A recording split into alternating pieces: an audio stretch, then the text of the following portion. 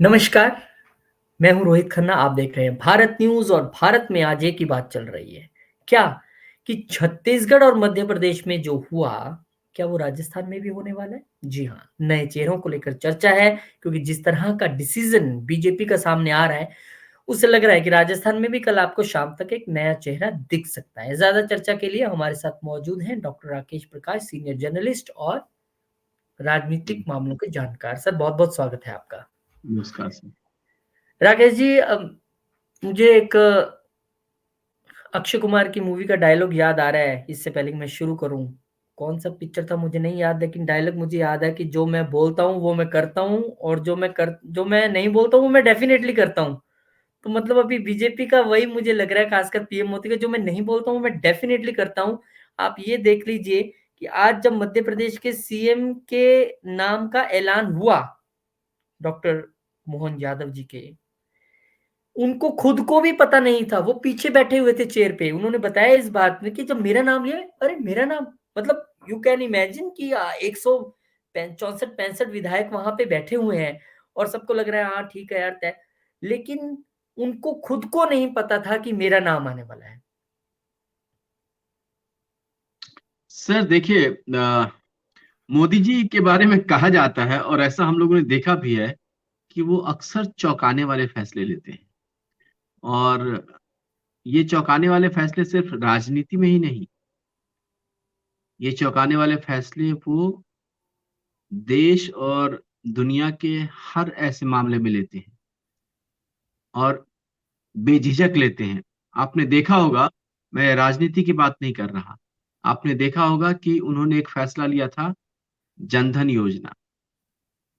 उन्होंने किसी ने नहीं सोचा था कि अचानक से इस देश के प्रधानमंत्री को इस खास एक लगभग हमारे देश की आधी आबादी जो कि बैंकिंग सिस्टम से कटी हुई थी, उसको उन्होंने जोड़ने का काम किया एकदम से। आपने देखा बरसों पुराना ओआरओपी एक झटके में उसको ला दिया। आपने देखा बरसों पुराना 370 एक झटके में ला दिया। आपने देखा बरसों पुराना से महिला आरक्षण बिल उन्होंने एक झटके में ला दिया। ऐसे और भी कई सारे उदाहरण हैं जो मोदी जी ने अपने कार्यकाल में किए हैं और अब राजनीति के मैदान में कुछ कुछ वैसा ही देखने को मिल रहा है। तो ये जो एक उनका निर्णय था मध्य प्रदेश को लेकर के, वो बेहद चौंकाने वाला था। अब हम बात कर रहे हैं कि राजस्थान में क्या होगा। राजस्थान के राजनीतिक रणक्षेत्र में किस तरीके से बाजी पलटेगी, किस तरीके से नए चेहरे उभर कर आएंगे, कैसी राजनीतिक बिसात होगी, उस बिसात पर सहमत का खेल क्या होगा। सहमत का मतलब, चूंकि सरकार इनकी है, पार्टी इनकी है, नेता इनके हैं, विधायक इनके हैं, तो सहमत में वो खेल नहीं होगा जो आमतौर पे लोग अंदाजा लगाते हैं। लेकिन हाँ, जब कोई नया चेहरा सामने आता है, कोई नई टीम सामने आती है, तो नई सरकार में उसकी जो क्या गतिविधि होगी, क्या योजना होगी, क्या कार्यान्वयन होगा, किस तरीके से चीजें फलीभूत होंगी, इन सब को लेकर के व्यापक चर्चा होती है। लेकिन फिलहाल जिन चेहरों की हम बात करें राजस्थान में, तो राजस्थान में जो आमतौर पे जो चेहरे हम अ, चर्चा में देख रहे हैं, क्या उन चेहरों में से चुनाव होगा सर नहीं, या फिर सर चर्चा या की तो बात ही मत कीजिए ना। इनका जो स्टाइल है काम करने का, इन्होंने पूरी मीडिया को, सभी नेताओं को, विपक्ष को, सबको 4-5 कलर की गेंदें थमा दी। ये वाली फग्गन सिंह कुलस्ते, प्रहलाद सिंह पटेल, शिवराज चौहान, ज्योतिरादित्य सिंधिया, नरेंद्र सिंह तोमर, वो सब उन्हीं गेंदों से खेल रहे हैं। और वो जो एक नाम था, वो सिर्फ पीएम मोदी के दिल में कैद था या उस लिफाफे में जो गया होगा मध्य प्रदेश तक। और फिर उसके बाद वो सामने आ गया। मैं कहता हूँ कि दुनिया फ़ैन हो गई उनकी इस तरीके से डिसीज़न लेने की, जो हमने छत्तीसगढ़ भी देखा, क्या बात है! और मुझे लग रहा है कि राजस्थान भी कोई एक्सेप्शन नहीं रहने वाला है, अब लग रहा है। आपने छत्तीसगढ़ देखा अभी, मैंने तो उससे पहले हरियाणा भी देखा था। तो आपने सही कहा कि वो जो नाम हमने कभी सुना नहीं है, और मुझे लगता है कि राजस्थान के विषय में भी ये कहना गलत नहीं होगा। लेकिन राकेश जी, एक बात, आपको राजस्थान इतना आसान भी नहीं होगा, क्योंकि ना तो शिवराज सिंह चौहान विधायकों से मिले, ना दिल्ली पहुंचे, ना रमन सिंह विधायकों से मिले, ना दिल्ली पहुंचे। लेकिन यहाँ ऐसा नहीं है। वसुंधरा राजे विधायकों से भी मिली और दिल्ली भी सबसे जाके मिली है। तो क्या आपको लगता है ये इतना आसान रहेगा? देखिए, वसुंधरा राजे आज की परिस्थिति में जिस तरीके से मोदी जी फैसले ले रहे हैं और जिस तरीके से मोदी की जी के कहने पे देश की जनता फैसले ले रही है, तो उसमें वसुंधरा राजे जी का ये कदम जो है, वो मुझे नहीं लगता कि इससे बहुत ज्यादा फर्क पड़ने वाला है मोदी जी के ऊपर या हाई कमान के ऊपर या आला कमान के ऊपर। हाई कमान या आला कमान जो फैसला लेता है, व्यापक हित को देखते हुए लेता है।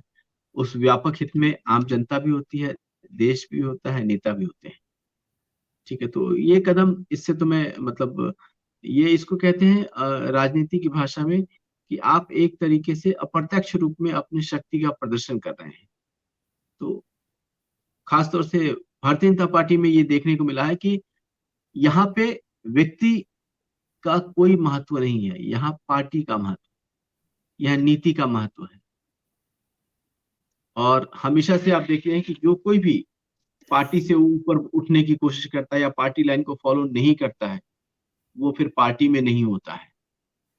तो इसलिए राजस्थान तो में, दिन भर आज एक खबर और सूत्रों के हवाले से चलती रही कि ऐसी भी एक खबर आई सूत्रों के हवाले से कि शायद ऐसी बातचीत हुई है वसुंधरा राजे की फोन पे, उन्होंने हाईकमान से कहा है कि आप मुझे 1 साल के लिए सीएम बना दें, उसके बाद बेशक मैं रिजाइन कर दूंगी। और ये ऐसी खबर अब कितनी सच है नहीं पता, क्योंकि जब ऐसे वाकये होते हैं तो बहुत सारी खबरें मीडिया में चलती हैं, सूत्रों के हवाले से आती हैं। तो शायद उनकी एक ये कोशिश है कि कम से कम एक बार तो सीएम बनना जरूरी है। ये भी खबरें देखिए, ऐसी आई। मैं आपको बता दूं कि मुझे जहां तक मेरी समझ काम कर रही है, वसुंधरा जी का नाम सीएम की रेस में नहीं है। वो लाख कोशिश कर ले, लेकिन मुझे लगता है कि सीएम कोई और बनेगा। वो कौन बनेगा, ये नाम उन्होंने लिफाफे में लिख के राजनाथ सिंह को या जो भी पर्यवेक्षक है उनको दे दिया है। अब अच्छा, देखना ये है कि ये कौन बनेगा आपने सही कहा, ये तो नहीं पता, पर कौन कौन नहीं बनेगा ये बहुत इजी हो गया अब ढूंढना। क्यों? क्योंकि अब जितने नाम मीडिया में चल रहे हैं वो नहीं बन सकते, ये तो तय हो गया। ये बिल्कुल ही तय है। और अब देखते हैं जिस तरीके से दिनों दिन राजनीति जो है वो अपना रंग दिखा रही है, करवट ले रही है और चेहरे बदल रही है, तो उसमें कोई बड़ी बात नहीं है कि राजस्थान में भी उसी तरीके के फैसले लिए जाए और फिर उसके बाद जो है सो सरकार बनाने की प्रक्रिया पूरी की जाए। लेकिन राजस्थान का फैसला बहुत कठोर फैसला होगा। राजस्थान में फैसले लेने से पहले जो राजस्थान के जो स्थानीय नेता हैं, उनको भरोसे में लेना बहुत जरूरी है, क्योंकि ये नेता पाला बदलने के लिए जाने जाते हैं। राजस्थान में जितने भी नेता हैं वो सब पाला बदलते हैं। तो इसलिए जो है सो इसमें थोड़ा सा सावधानी दिखाने की जरूरत है, समझदारी दिखाने की जरूरत है और दूरदर्शिता होनी चाहिए अपने हर हर फैसले के पीछे, और जिसके लिए मोदी जी जाने भी जाते हैं। तो अब देखते हैं कि उनका फैसला कहाँ तक सही होता है, किसके देखिए, नाम एक पे वो मुहर लगाते हैं। हर जगह के लिए गणित अलग है। अगर आप छत्तीसगढ़ की बात करें तो वहां पे डॉक्टर रमन सिंह सीएम रहे हैं और अब उनको स्पीकर बना दिया गया है, आप हाउस को मैनेज कीजिए। लग रहा था कि मध्य प्रदेश में भी यही होगा, डेफिनेटली सेम चीज होगी कि शिवराज सिंह चौहान को कहा सकता है कि आप बहुत एक्सपीरियंस्ड है, आप सदन संभालिए। अब स्पीक पर वहां उनको स्पीकर भी नहीं बनाया गया, नरेंद्र सिंह तोमर को बना दिया गया है। तो क्या अब वो केंद्र में आने के लिए बिल्कुल मार्ग प्रशस्त हो गया है? क्योंकि अब वो किसी के, उनको डिप्टी सीएम नहीं ऑफर हुआ, अब वो क्या किसी के अंडर एज ए मंत्री काम करेंगे? 16.5 साल 16 साल चीफ मिनिस्टर रहने के बाद ऐसा नहीं लगता है। उनके लिए अलग फॉर्मूला है। तो वसुंधरा राजे के लिए क्या फॉर्मूला है? क्योंकि खबर ये भी आई थी सूत्रों के हवाले से थी कि उनको भी स्पीकर पद ऑफर किया गया था, पर उन्होंने इनकार कर दिया।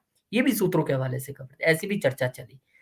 तो अब क्या ओबीसी ओबीसी क्या ओबीसी राजस्थान में भी ओबीसी सीएम देखने को मिल सकते हैं? क्योंकि छत्तीसगढ़ और एमपी में देखने के बाद बीजेपी हो सकता है वहां भी ओबीसी करके चारों खाने चित्त कर दे विपक्ष को। देख देखिए, बीजेपी का हर कदम जो है वो बहुत ही सोच समझ के उठाया गया कदम है।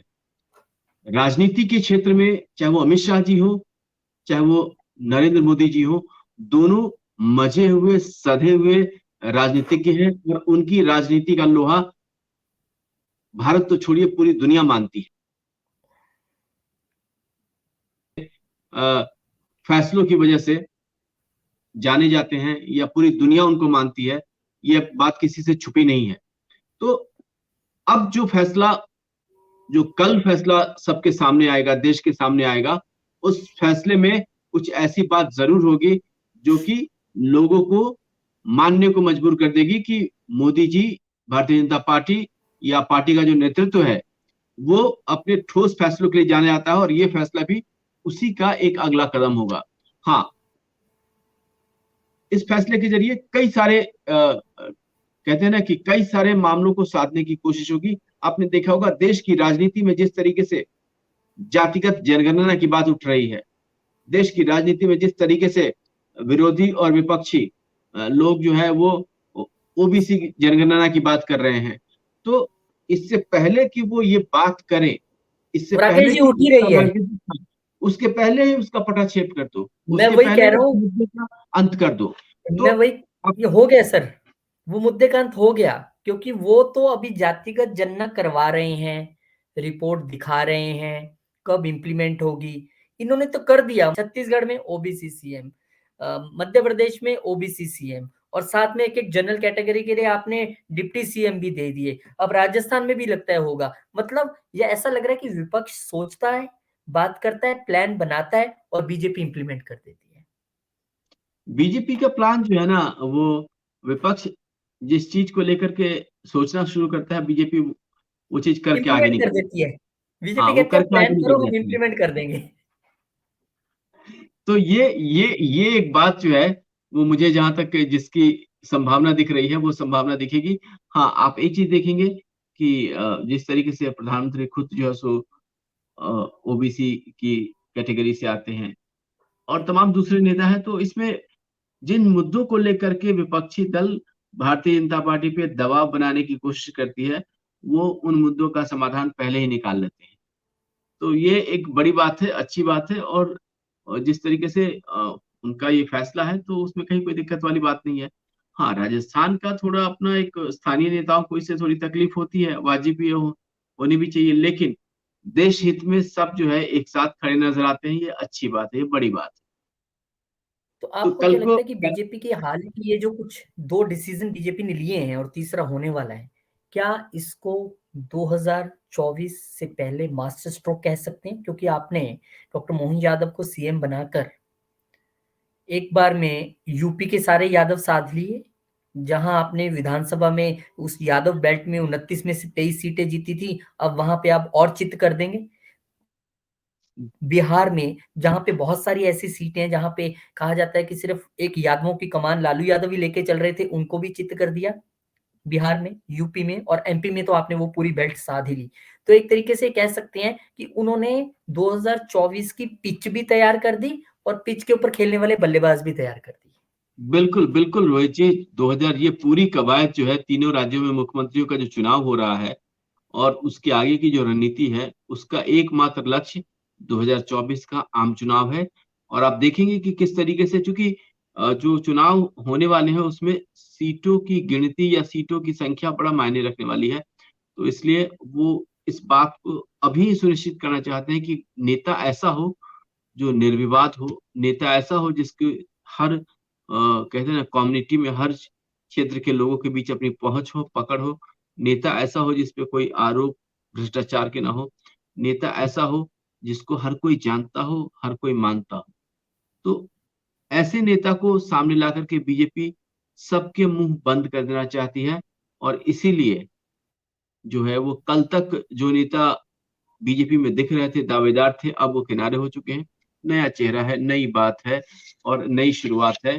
तो इसको लेकर के जो है वो अब हमें खास तौर से देश की जनता को जो है वो एक नया कहते हैं ना, नई उम्मीद और नई आशा की किरण दिख रही है कि जिस तरीके से अब तक बीजेपी की सरकार करती आई है, ये नया कदम एक नई दिशा देगा, एक नई राह देगा, और उम्मीद की एक नई किरण लेके आएगा, ऐसा हम मानते हैं। और इसी उम्मीद के साथ मुझे लगता है कि जैसा आपने कहा, राजस्थान में भी एक नया चेहरा होगा, नई उम्मीद होगी, नई किरण होगी, नई राह होगी, और राजस्थान जो है वो विकास के चहुमुखी रास्ते पे आगे बढ़ेगा। जी, बिल्कुल सही कहा आपने, बहुत शुक्रिया। बड़ी छोटी चर्चा हमने की लेकिन बहुत सटीक चर्चा की। ये बीजेपी ने 2024 के लिए जहाँ इंडी गठबंधन शायद एजेंडा सेट कर रही थी, उन्होंने एजेंडा सेट नहीं किया, लागू करके चारों खाने चित कर दिया। एक तो अब आपको आंसरलेस कर दिया है, पहली बात। दूसरी बात, बीजेपी ने ये बता दिया कि बीजेपी में हर वो शख्स जो कार्य करता है, जो दरी तक बिछा रहा है, कुर्सी तक उठा रहा है, वो भी मुख्यमंत्री हो सकता है। आप तन्मयता से अपना काम करते रहिए, पार्टी की सेवा करते रहिए, इच्छा मत कीजिए। मुझे लगता है भगवान कृष्ण का सिद्धांत लागू करें, कर्म कीजिए, फल की इच्छा मत कीजिए। अगर आपका ये सिद्धांत है, तो फिर बीजेपी आपको किसी भी दिन लास्ट वाली कुर्सी से उठा के कहेगी, आइए आपको मुख्यमंत्री पद की शपथ लेनी है। क्या ये बात। यहाँ का मुझे लग रहा है, एक जो मुझे चीज़ें समझ आ रही हैं, और ये एक बहुत बड़ा मैसेज गया है कि जो विश्व की सबसे बड़ी पार्टी है, जो देश चला रही है, जहाँ पे सधे हुए, मजे हुए नेता बैठे हैं, एस्टैब्लिश्ड हैं, उनको कहा कि रुकिए, ये अब वो भारत नहीं है, ना ही वो बीजेपी है। ये भारत भी अलग है, ये बीजेपी भी अलग है। यहाँ पर चेहरे भी बदलेंगे, और यहाँ पर काबिलियत को आखिरी पायदान से उठा के सबसे पहले पायदान पे पहुंचाने में हिचक नहीं होगी। तो ये काबिले तारीफ भी है, मुझे लगता है एक अच्छा संदेश बियॉन्ड द पार्टी लाइन सभी पॉलिटिकल पार्टीज को भी गया है, सभी पॉलिटिकल वर्कर्स को भी गया होगा। और मुझे लगता है कि इसके लिए बीइंग ए पत्रकार, मेरा मन कर रहा है कि मैं इसके लिए पीएम मोदी और अमित शाह की तारीफ इसलिए करूं इस बुलेटिन के क्लोजिंग में कि उन्होंने ऐसा काम किया है, जिससे कि अंतिम पायदान पे खड़ा व्यक्ति आज पहले पायदान पर स्टेट का मुखिया बनने पे दिखाई दे रहा है। नहीं, बिल्कुल, बिल्कुल सही कहा आपने। और ये भारतीय जनता पार्टी ही है जो कि समाज के हर वर्ग को साथ लेने का दम रखती है। आपने देखा होगा राष्ट्रपति चुनाव हुआ, तो राष्ट्रपति चुनाव में भी भारतीय जनता पार्टी ने अल्पसंख्यक उम्मीदवार को दिया, भारतीय जनता पार्टी ने एक दलित उम्मीदवार को दिया, भारतीय जनता पार्टी ने आदिवासी उम्मीदवार को दिया। तो भारतीय जनता पार्टी चुनाव छोटा हो बड़ा हो वो मायने नहीं रखता, वो देश बड़े हित देखती ट्रेडमार्क सेट कर दिए। पीएम है। मोदी बिल्कुल, ने बिल्कुल। अपने मुंह से ओबीसी की राजनीति करेंगे, ये करेंगे, वो करेंगे, उन्होंने कुछ नहीं, उन्होंने मेरे लिए चार ही जातियां, गरीब है, किसान है, युवा है, और किसान है, ये उन्होंने चार जातियां बोली, महिला है, मेरे लिए ये चार जातियां, कहानी खत्म। लेकिन उन्होंने विपक्ष का एजेंडा भी नहीं रहने दिया। ओबीसी ओबीसी ओबीसी कर रहे थे वो 2024 की सुबह होने से पहले 2023 में ही कहानी खत्म करके उन्होंने एजेंडा वहां पे सेट कर दिया। ये मुझे दिखाई देता है कि 2024 के चुनाव में अब कोई किंतु परंतु नहीं दिखाई दे रही। वो मंडल कमंडल वाली कहानी खत्म हो गई, वो यहाँ पे आज फिनिश कर दी, और कल राजस्थान का इंतजार रहेगा। बहुत बहुत शुक्रिया सर, बहुत धन्यवाद आपका हमारे साथ शामिल होने के लिए, अपने विचार रखने के लिए। फिर मिलेंगे आपसे एक नई खबर में, नई चर्चा के साथ। तब तक के लिए बहुत बहुत शुक्रिया आपका। आप सब लोग भी वीडियो को शेयर करें, लाइक करें, और चैनल को सब्सक्राइब जरूर करें। बहुत बहुत शुक्रिया, धन्यवाद।